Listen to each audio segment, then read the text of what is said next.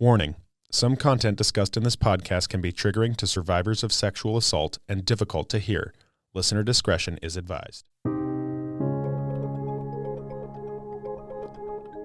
Welcome to the My House Podcast, a show about the past, present, and future goings-on at the My House Youth Drop-In Center in Wasilla, Alaska, with your host, Michelle Overstreet.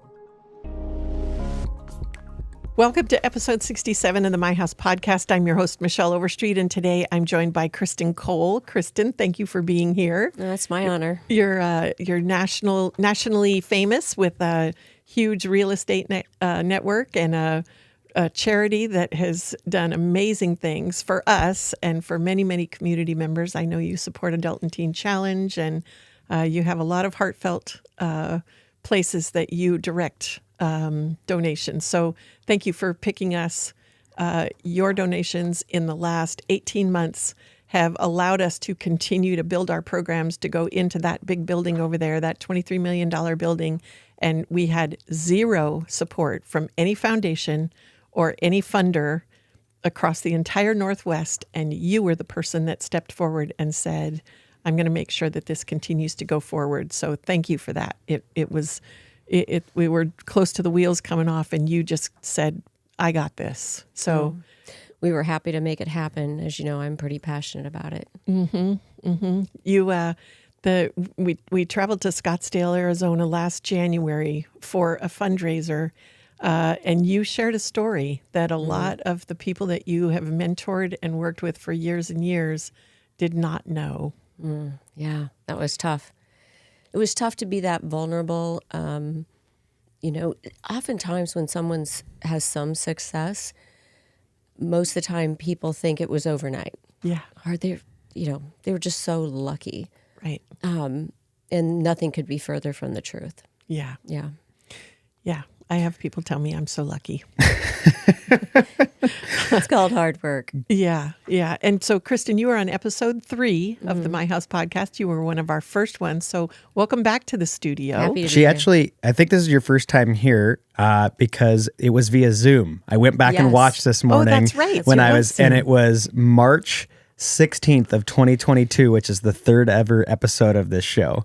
During COVID. And we should, yes, right at the tail end. We should also acknowledge that Christy Mock is here as well, and you are the local branch manager, correct? Right off of Palmer Wasilla? Yes. Awesome. Very cool. Perfect. What a beautiful office that is. I went in, it was like, wow, this is lovely. We get a lot of pies from there on Thanksgiving, so We shout get out to a your lot of- team. yeah, that's It's awesome. very cool. And Kristan, you have a 40-year career as a realtor, broker, operating principal, and regional director with over 20 locations across the country. You are a largest contributor, the largest individual contributor to the Carson-Cottle project at this time. No organization or foundation has exceeded your donations, except for the HUD grant that was the appropriation to build that building. So Well, I would love someone in our community to beat me, right? That would be awesome. I love that you think that way. That's awesome. And what was it about the My House project that made you want to support us? I think in the beginning, I just really connected with the fact that when I was growing up, as I probably said on episode 3, woke up one day and my mom said she was going on a job interview and never came back. And my dad worked on the North Slope. It was back in the day when it was 10 weeks on, 1 week off, and no cell phones or anything. So Right. my dad had no idea what had happened. And we lived in Meadow Lakes, and you could imagine in 1971, Meadow Lakes. Yikes.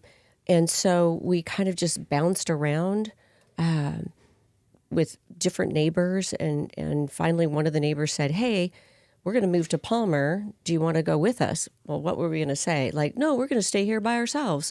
I was 12. My brother was 11. My sister was 13, but she had gone to Nebraska to live with my aunt and uncle. I have no idea why. And that was kind of another thing. Like, why didn't our aunt and uncle take me and my brother too? Right. But back then I don't know. I didn't ask questions. I just thought, okay, my sister needs my aunt and uncle. And I just thought my brother and I will be fine. And so we moved to Palmer with this family. So for a while, we kind of just bounced around, and so we moved to Palmer, and that family, unfortunately, was a very dysfunctional family, and they were physically abusive to my brother. They beat him with whips or ropes and belts, and if he did anything wrong, forgot to feed his rabbits one day or just anything. So they're abusive to him in that way, and very verbally abusive. And when I was a freshman in high school, their own daughter went off to college, and she had confided in me that the dad had been abusive to her. She said, "But don't worry, it won't happen to you." Well, as soon as she went to college, right, it started on me. And I just remember in the 10th grade, I'd gone to prom. And when I got home, the mom had gone with the son to look at colleges. And so I was by myself. And it's just one of those reflexes. And I don't remember if I told this story, but it was one of those that was so traumatic because he came in my room and I just thought, I'm going to fight now or never. And I just went berserk, like screaming, yelling, and he was like throwing everything off of I just didn't know what else to do, but just be out of control, like hoping that he'd think I was in cray-cray land, Right.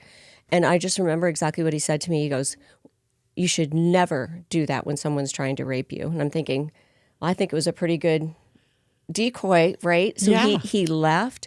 And the next day, while he was at work, I packed up my stuff in my car and went to school, and I didn't know what I was going to do.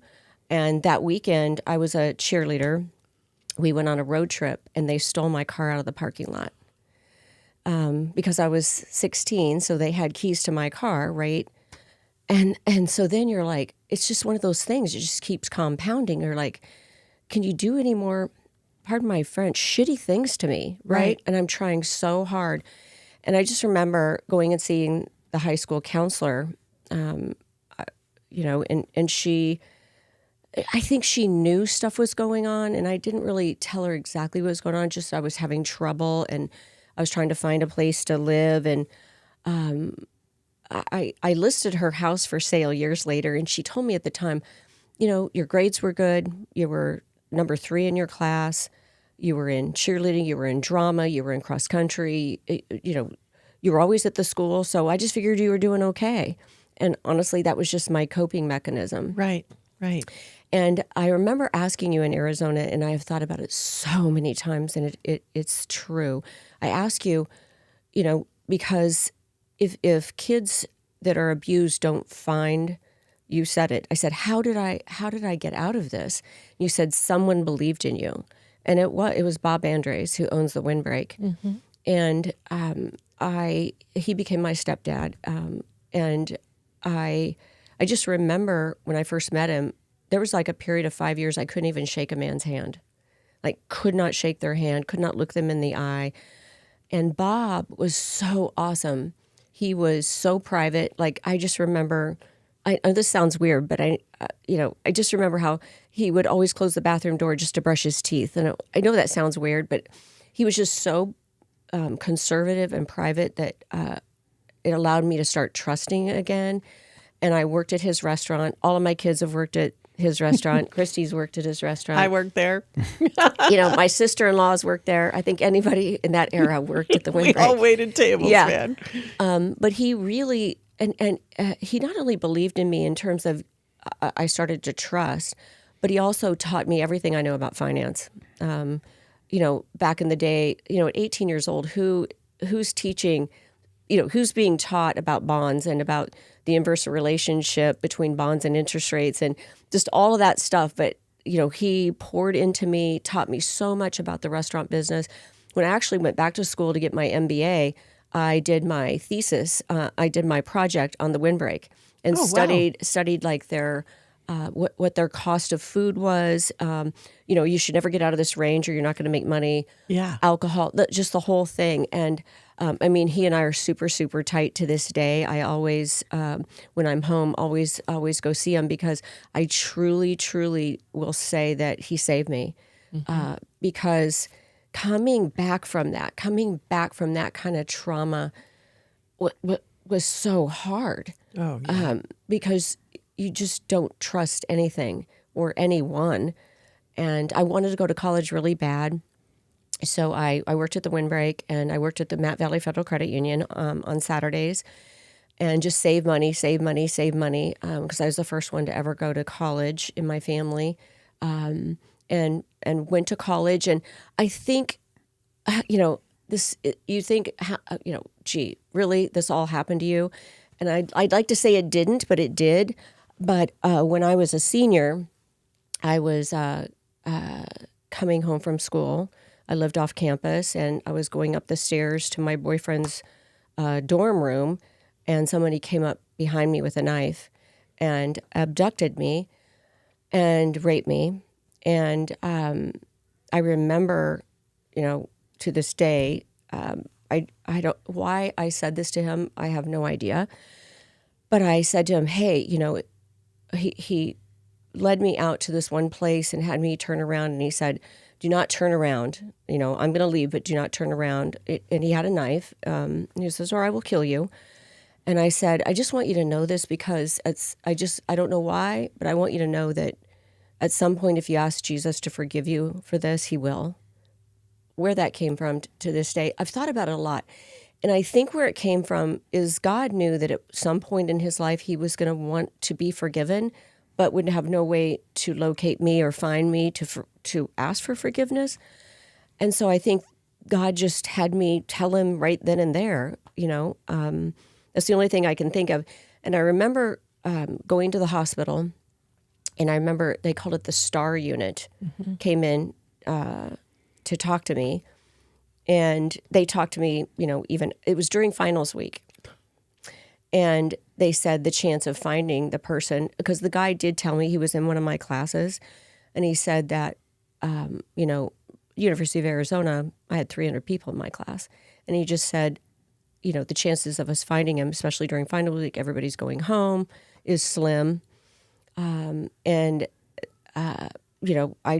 just said, okay. And I remember trying to call back here to Wasilla and call my sister, but she was having a baby, so I couldn't get a hold of my sister. So I just remember sitting there in the hospital thinking, okay, this happened and it sucks and it's really bad. But I remember them, this is so bad, giving me a pill.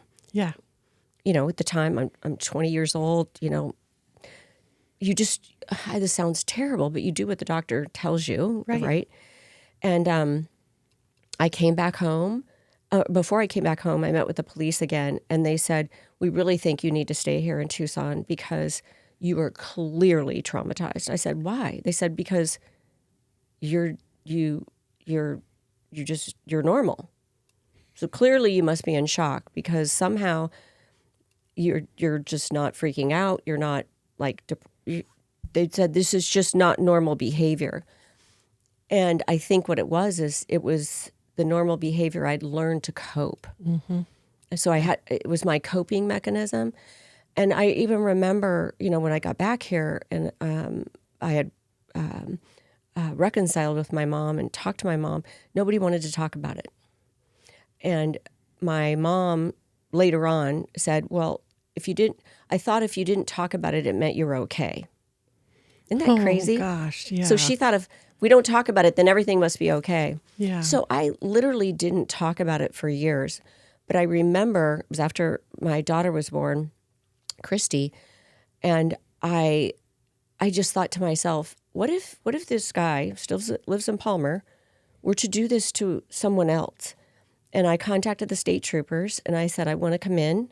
I want to tell you my story. They said, well, the statute of limitations has expired. I said, but it's not about that. Yeah. He still lives in your community. And if any other person comes forward and says that he has attacked them, I want you to have this on the record to take them seriously. But because back then, and I'm sure there's many listeners that can appreciate this, I would think about how many ways I could kill him. No, I'm dead serious. I would think. I totally believe you. I would think, what if I could like stab him to death? Like, isn't that terrible? No, it's Or- called a revenge fantasy. It's perfectly normal, actually. You're right. And I thought, what if I could like shoot him? Yeah. And I'll tell you what happened is I actually got saved, and by learning the Bible, I learned that there was nothing I could want bad enough for him that was going to be worse than the punishment that God was going to give him if he didn't turn from his wicked ways. You know, God said it'd be better for you to have a millstone thrown around your neck and thrown into the sea than to hurt one of my little ones. Was talking about me. Yes. And so it was the day I came to the realization there was nothing I could do to him that was going to be as bad as the judgment of God if he did not turn from that terrible wickedness. And it kind of gave me peace to understand that I didn't have to kill him.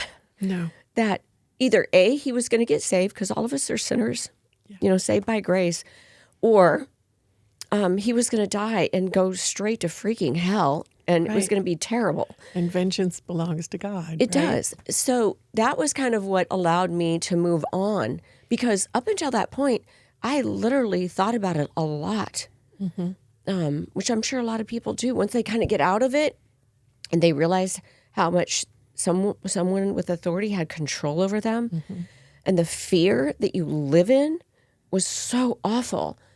So I that really was a big release for me. And then, of course, having Bob in my life ever since I was 18 years old, Bob's been in my life, and just somebody who believed in me and told me how smart I was. And really, I would say today gave me my faith back in men. And so for me, that's a very long way to say, when I heard about my house, I remember the first year, I think we only donated like $2,500, but then we decided to really make each closing that we did to kind of set aside money. I think the next year it was like $7,500. It was a lot. And for us, it was a lot of money. It was for us too. For our company. Right? And I remember when you guys, the kids' their gas cards in the safe got robbed. Yep. And I told our accountant at the time, I said, write a check for $5,000 and take, Yep. I said, this isn't going to solve their problem, but it'll get them gas money and food to get to school. And, it was like the most we could do. Right. Right. I remember you calling and telling me that it's not going to solve the problem, but it'll get them from point A to point B. Yeah. Yeah. And I think the reason I so aligned with you was because there was nothing to help me back then. And I just didn't want another kid. I get it. The whole reason that I started this, and my husband stood behind me for years when, trying to build a house. I still live in a walkout basement that we built 15 years ago because all of our extra income went to this. And I feel the same way. It isn't necessary. I want our community to be better. We don't treat children like objects. We don't put them in harm's way. We don't not protect them. And we've really created a network, not just across the valley, but across Alaska, that has resources and stopgaps and transportation and ways of getting kids into safety, into housing. We have 42 beds of housing right now. Who can keep track? 3 more now for treatment. Yeah, so. I think it's 42 beds of housing, and we have 64 more in that building, and that will be more beds than Anchorage has for homeless kids. We'll have the 16-bed recovery unit for trauma. We'll have places where kids can come if they're suicidal. They can come and just take a breather, and doctors and people that can come and help them. We have a terrific partnership with Matsu Regional.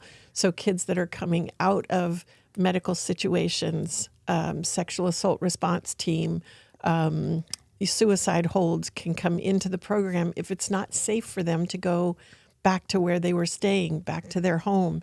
We have to have safety. We have to have places for kids to be able to say, I can't do that anymore. I need safety, and have it available right then. We can't say, oh, we don't have a bed open right now, but maybe we'll have one in 3 weeks. Yeah. We just had that with our treatment program. We had a 9-bed treatment program, and right before Christmas, it filled up. And I was like, oh no, this is bad. With fentanyl out there, we don't want a full treatment program and kids on a wait list. They die on a wait list. So we did this crazy thing where we leased this house, 5-bedroom house out in Big Lake, 5 or 6 bedrooms. Big house. It's a big house. Moved it out there, and now we have room for 12 kids. So we're going to keep expanding to meet those needs so that they're not in danger. And Kristan, I think something that is really important that you just touched on is Michelle had me read the Resilience Breakthrough. Something that's talked about in that book is that idea that, you just need that one trusted adult in your life that believes in you. And that's why a core piece of our philosophy of care is that you are valued. Every person that walks into the building is valued. And what you have done through your support is create a place where the homeless and at-risk youth of the Mat-Su and the state have that person in their life, that this becomes their community, this becomes the place where they feel that and they're provided with that so that they can go achieve their potential. And I think that's how we transform our communities. Isaac, what's the statistic that came out of that conversation from the Mat-Su Health Foundation when they surveyed kids here? Really great. And I'll shout out to Telsha and Jesse. Well, there's like 3 Jessies over there. So Jesse Burbeck specifically, and Rachel, who did community surveys for the Health Foundation's recent health needs assessment. They talked with, I believe, 5 clients of my house when they were in the building. And one of them came up to me, one of the folks from their community team came up to me and said, it's incredible, these conversations, because your clients were some of the only people that I talked to that said that the number one thing they appreciate about the Mat-Su is the community. In fact, many of the other people that we polled said that they felt disconnected, that they didn't feel that. But every single one of your clients, the thing that they stress the most is that they love the community out here. And she told me that, I think that the reason why is because you've built that community for them, that this is their community. And I think that is what makes such a huge difference, because for whatever reason in the 1970s, like you didn't really even tell anybody. It was like, it was shameful to even speak of something like that. And so you were almost like, you knew if you even said anything about it, like people were going to look at you different. Right. So you just didn't. You just sucked it up and just dealt with it. And most of the time, like you said, if there's not somebody really that is that one person in your life, it ends up just generational, and it doesn't stop. And people end up totally, mental health issues over it and don't recover. So I remember, you say you need one person in the victim's life. And I think also, shout out to our mayor, at the time, Bert, who really was in your corner. And I remember you came to me and you said, or actually Bert did, and he said, Kristan, with what you're doing as a business, by you participating and working with my house, it is taking a burden off of the city.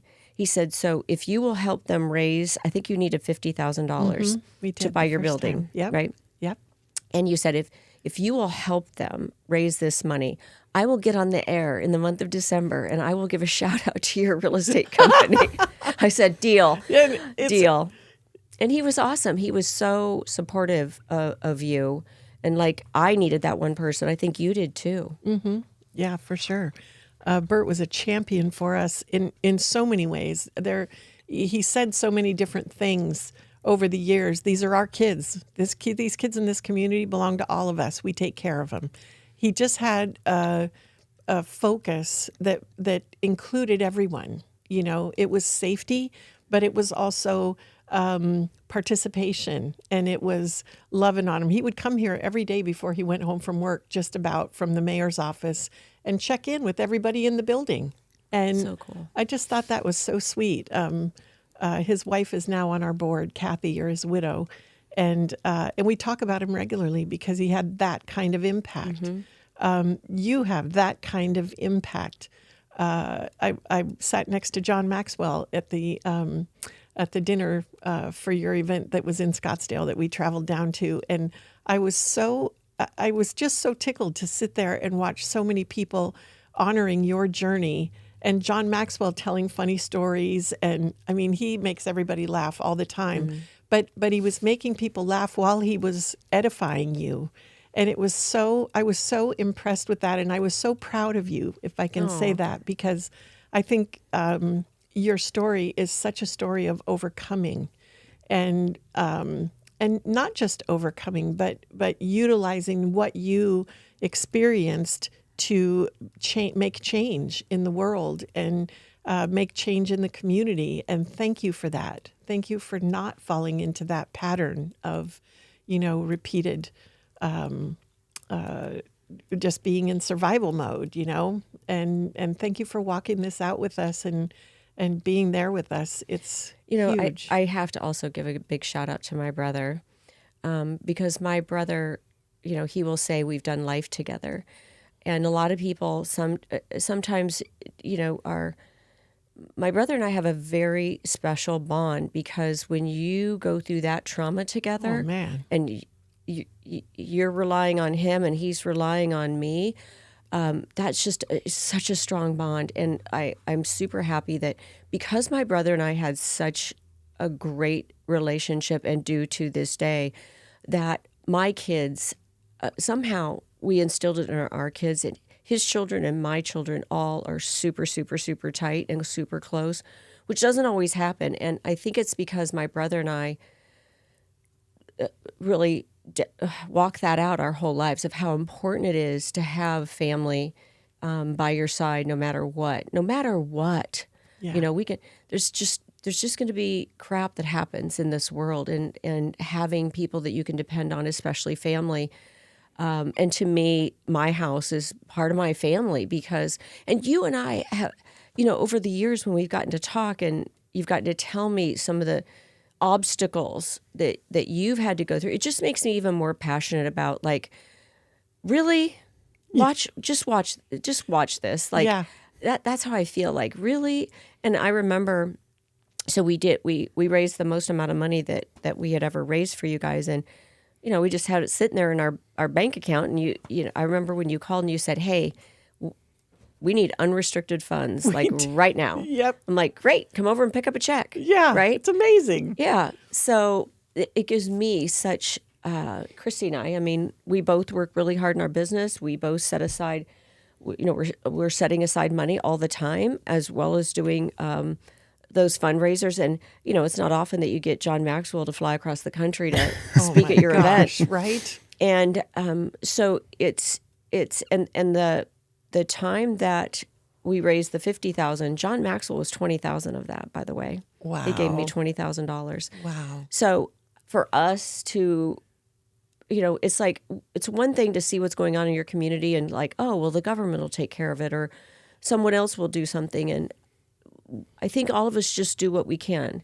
Time, money, volunteer, like, there's not any one thing that's more valuable than another.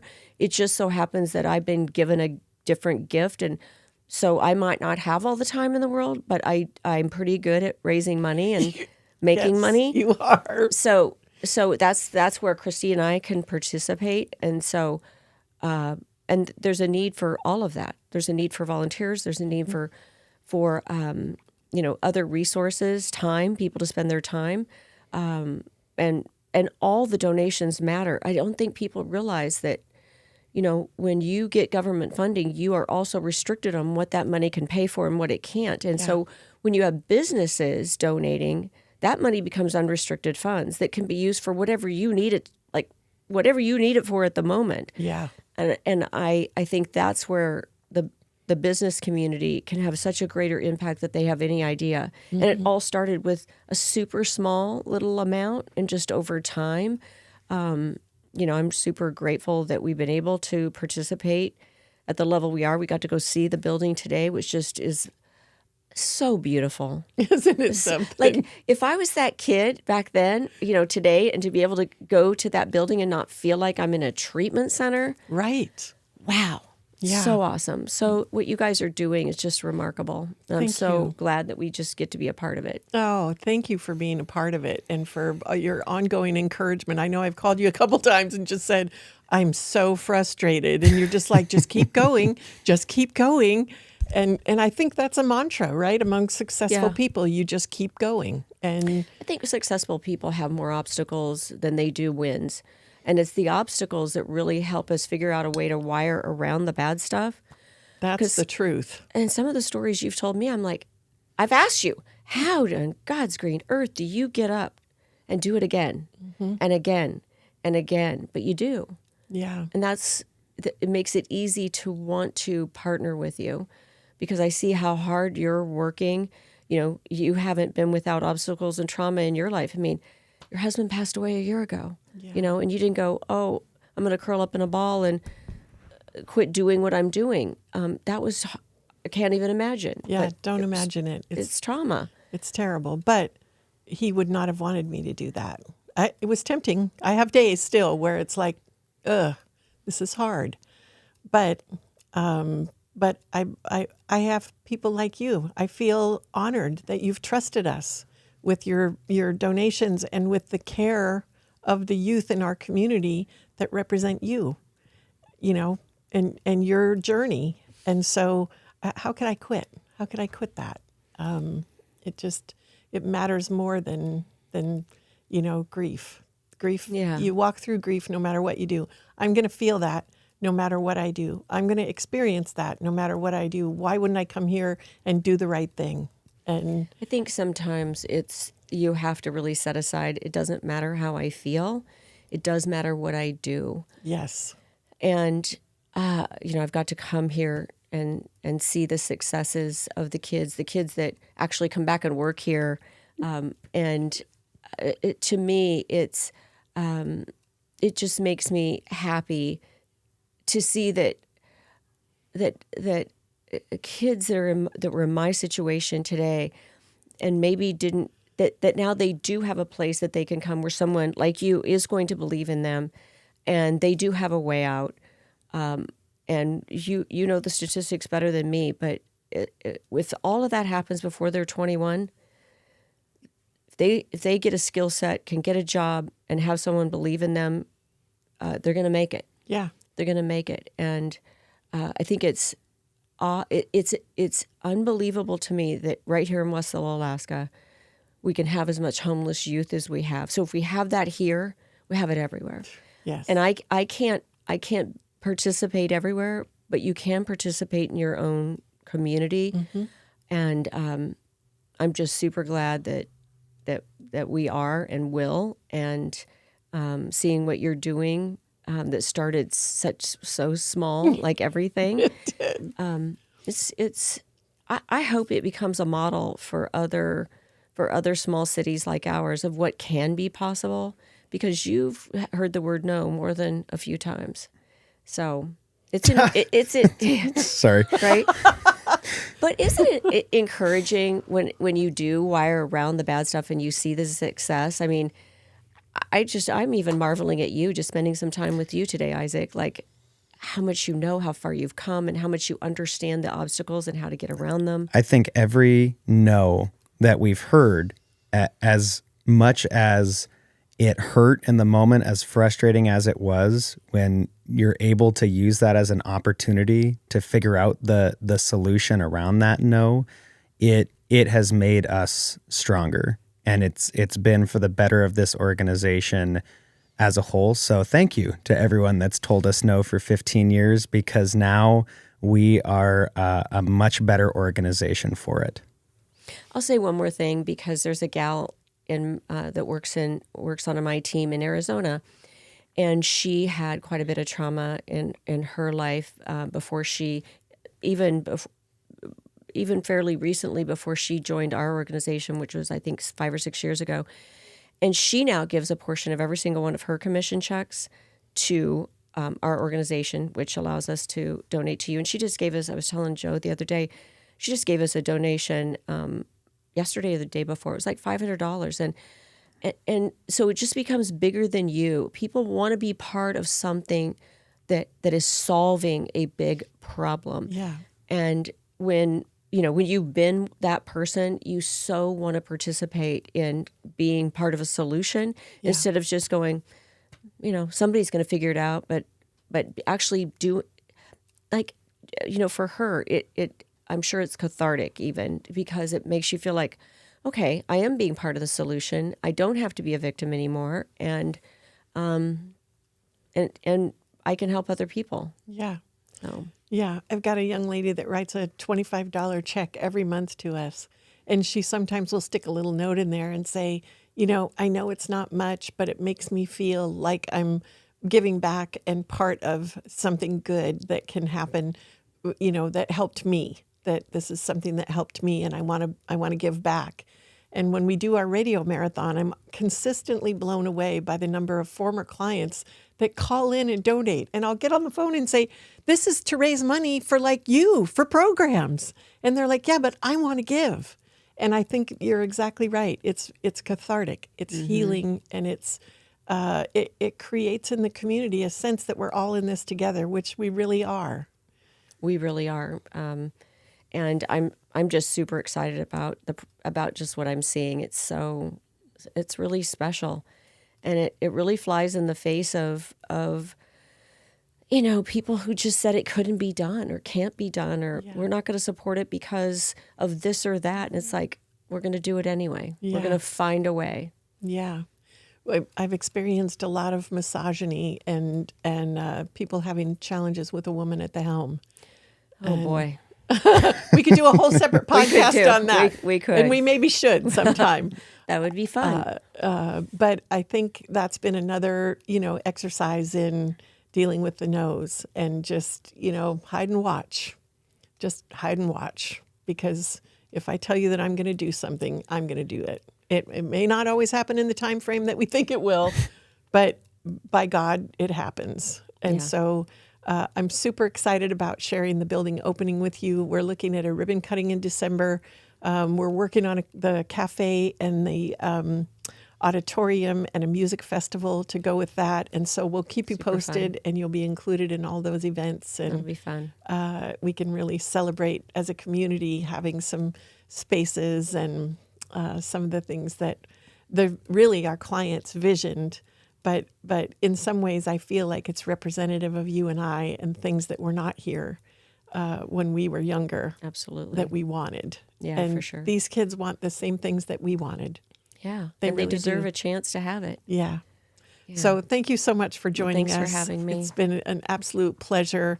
The My House podcast is recorded at the My House studio in Wasilla, Alaska. Our producer and editor is Ozzie Keener. For Isaac Smolden, and I'm Michelle Overstreet. Thank you, Kristan. Until next time.